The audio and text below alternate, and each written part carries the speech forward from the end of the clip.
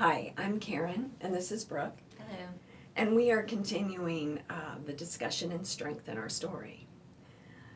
Have you ever just gone along, you're just doing fine in life, you've got a plan, you're executing the plan, and then bam, out of nowhere, something tragic happens. You didn't see it coming. You plan and plan so that you could be successful, and then all of a sudden you get knocked back. And it seems surreal, it's shocking.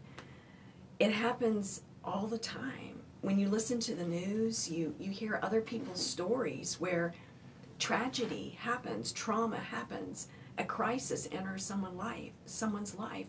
Recently in the news, there were several stories where whole apartment buildings caught on fire, and I'm like, what are these people going to do? Mm-hmm. They go to bed at night, and in the middle of the night, suddenly their whole worlds are turned upside down, and they don't even have a toothbrush. All they have are the clothes on their back. When trauma comes, when crisis comes, betrayal, loss of any kind, it's not planned for. And that's part of why it's such a hard jolt in our lives. We didn't plan for it and usually don't see it coming. It confuses us. It causes us to lose our equilibrium. And then we begin to try to make sense by asking why. We try to figure it out. We start with ourselves. What did I do wrong? If I had just done something differently, maybe this financial loss wouldn't have happened. Maybe my health wouldn't have been taken. Maybe I could have prevented that loved one from getting in that car that night and they had a terrible accident. Why? Why did I let this happen? Or then we go back to the others in the story. Why? Why did they do this? And then we go to God. Why did God let us, right? Mm-hmm.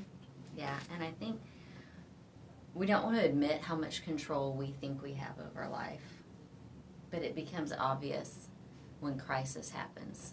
We thought we had a lot more control than we do. We thought if we just did it right, if we just played by the rules, or my dad used to say this really weird thing, but now it makes more sense, but he would say if wishes and butts were candy and nuts, we'd all have a Merry Christmas. I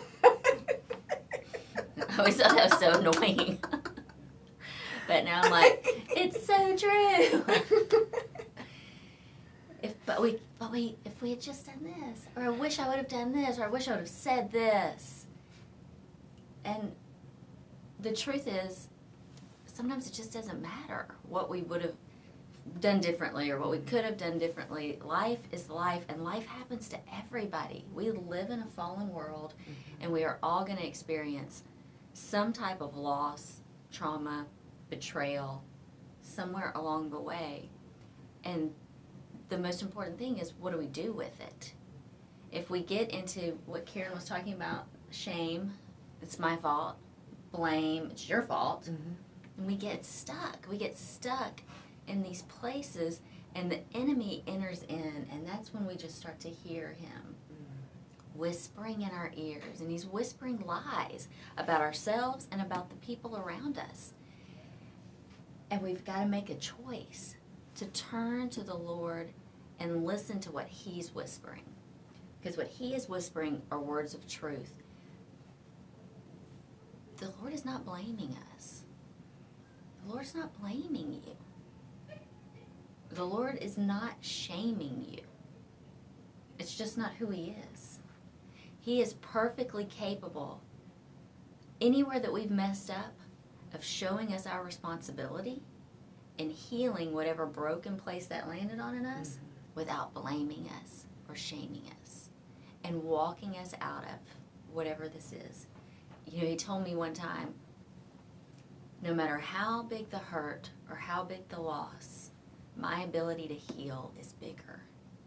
And we've got to land in that place with him, that we know whatever it is, our poor choice, somebody else's poor choice, or just randomness of the world we live in.